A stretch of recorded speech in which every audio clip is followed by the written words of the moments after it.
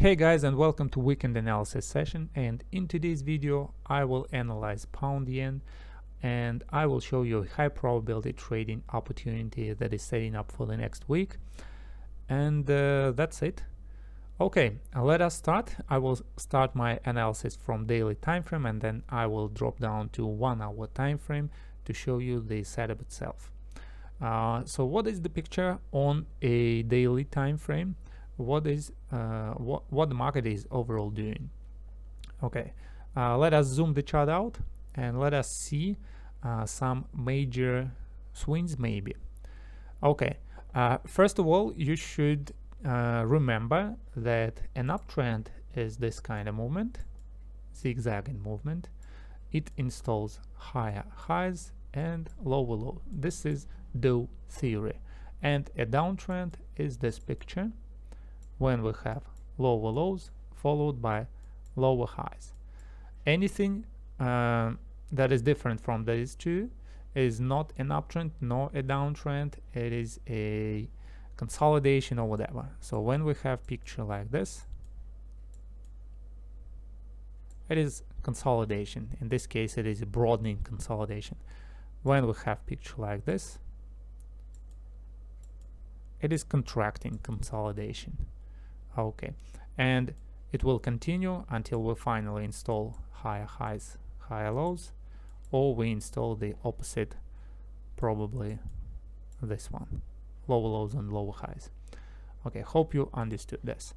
And as you might have noticed, a trend consists of two parts. One of these parts is called impulse because it breaks previous resistance, yes, in case of an uptrend. And the second part is called the correction. This one is a correction because it breaks nothing. You see, the previous low was not broken and then it reverses. So the smallest part of a trend is a correction. So when you identify swings, when you identify trends, and you know that trends consist of swings, some of these swings are impulses, some of them are corrections, you also know that the smallest swing in a trend is a correction. So you first should understand what should be your minimal correction size, what should be your I don't know, what you consider to be significant movement or what you consider to be noise. So when you do some major trend analysis, you should look only at some major swings. And when I look at this picture, I can see this kind of correction. It is pretty obvious that we have this correction, and then we have some kind of uptrend. And then I also understand that it is pretty typical of this size. So the two criteria, it should be a no doubt correction, should be textbook picture, and then it should be pretty common. Its size should be pretty common for other picture. And then you use this rectangle to filter out all the noise, to filter all that stuff that is not needed. Okay, so as we can see, these two swings are good. So we can draw them this way. Our trend, major trend, will be blue. Then we see some movement here, and it is less than our ideal correction, so that's why we should skip it all the way to the upside. So our swing should be drawn this way. The total swing is greater than the rectangle, our correction meter. Then it should be drawn. Then we have a swing to the downside. If we compare this to our correction meter, then it is okay. Then we have some swing to the upside. Very simple approach. If we compare to our correction meter, it is ideal. Then we have some swing to the downside, initially to here. And let us see if this correction is okay or should we skip it. And it is not okay because it is much smaller than our correction meter. That's why we should extend our previous movement this way. and then we start our correction to the upside. So this way you check all these movements and you ignore those that are small. So you can see that these two are very small, that's why you should skip them. This way, of course, this one is very small, so you should skip it. This way, then, sorry, you go all the way to the downside. This is small, this is obviously small, yes, this one is small, and you have your swing to the upside this way. Then you have it to the downside. Obviously this chunk is very small if compared to our correction meter. So this is the picture. Now look at the picture and let us see where are lows and where are highs. So this low, this is low, this is low, this is low, this is high, high, high, high, high. Do we have lower lows and lower highs? Obviously we have lower lows and lower highs, so major trend is downtrend, so it goes to the downside. Very, very simple analysis. Now let us zoom it in and let us see what is an intermediate trend, what is an intermediate or minor trend, whatever you call it. Okay, so to zoom it in, we do it this way. We don't need this correction, major correction anymore. And let us see what is the most typical intermediate correction. And my professional eye, it catches this movement. It is obvious correction here, no doubt that the price was moving to the upside, then it did some retracement, and then it moves to the upside further. And if I compare it to majority of movements, it is pretty, majority of corrections, it is pretty significant. Okay, so let us draw a intermediate downtrend using this correction meter. So we first draw some movement. Let's change the color to, I don't know, gold. Okay, so we have gold downtrend, and here inside of this downtrend we have these movements, but these movements, you can see they are much smaller than our correction meter. So for intermediate trend they are not okay. They are maybe okay for a minor trend, yes, but not for intermediate trend. So we draw it this way then we draw it back like this. You see the correction is okay. Then we draw it this way. We already checked this double top. It suits our correction meter, so we have it here like this. Okay, perfect. Then we should skip this chunk and draw it all the way to the downside.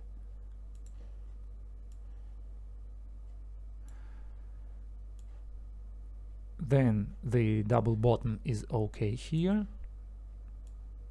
Pretty nice, pretty obvious double bottom.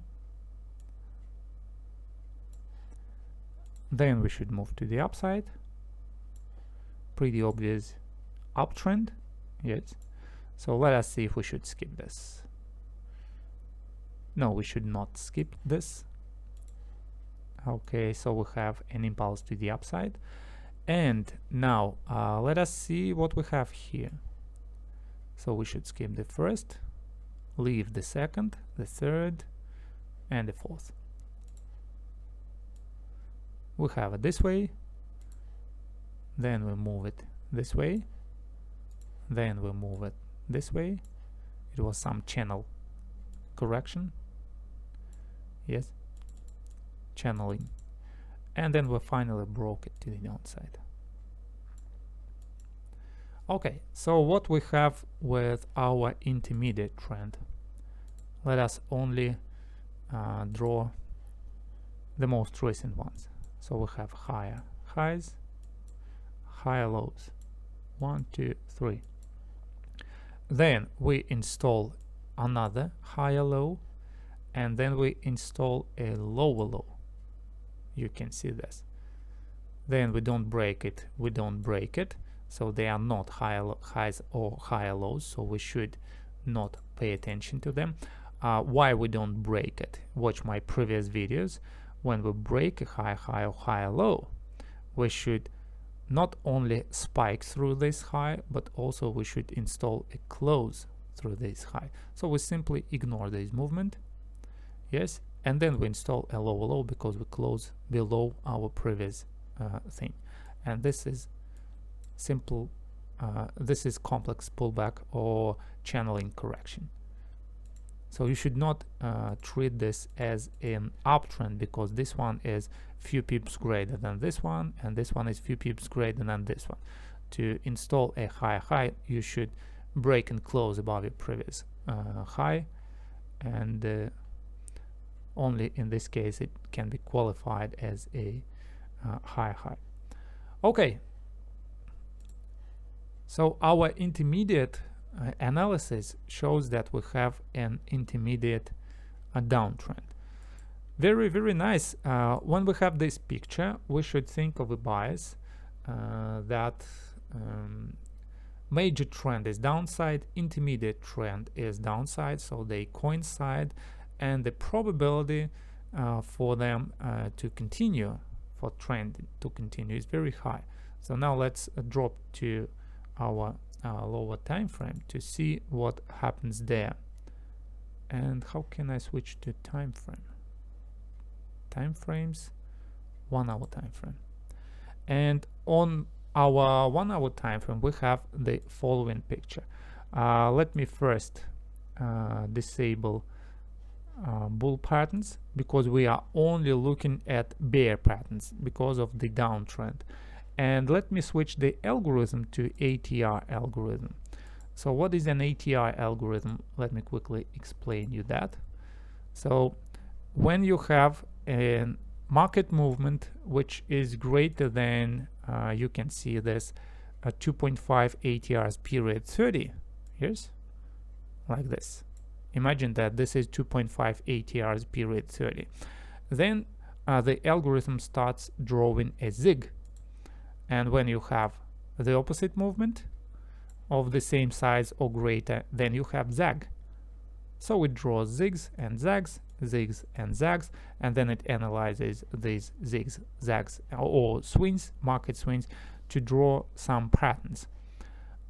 Because MPS draws patterns exactly the way you have backtested them, then it will place the optimal stop losses and take profits for this pattern. So if I hover my mouse over this pattern, you can see that it says that on history it finds 42 kinds of these patterns, I mean with such B point from 0.5 to 0.6 and such C point from 0.7 to 0.8. Very, very specific pattern, not wide range, but very, very small range for the B point and for the C point. It finds 42 such pattern variations, and 27 of them are winners with an average win of 56.8 and the win probability of 64%. So on history you have 64% probability. Of course, placing this take profits and stop losses as MPS recommends. Okay, if you will see 42, yes, let's go to find our pattern that is called 42.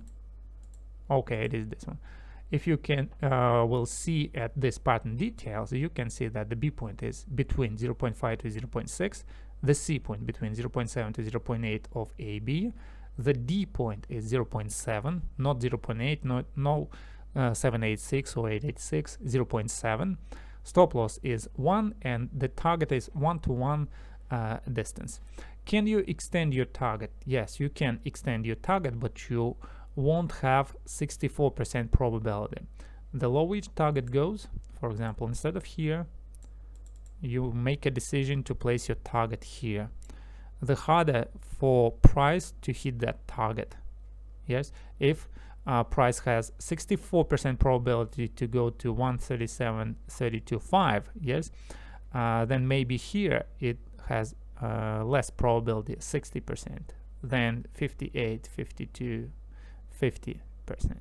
So it's up to you whether you wish to get greater targets but lower probability of hitting that target, or you wish to have smaller target but a higher probability to hit that target. It is always a matter of compromise, always a matter of your preference. Okay, so this is it. This is the pattern that I wanted to show you. So let me zoom it in so you can see the stop loss, the entry, recommended entry, and the take profit. Okay guys, that's it for today. Hope you liked this video. If so, give me a thumbs up, share this video on social media, and until then, good luck and good trading. Hope to see you soon.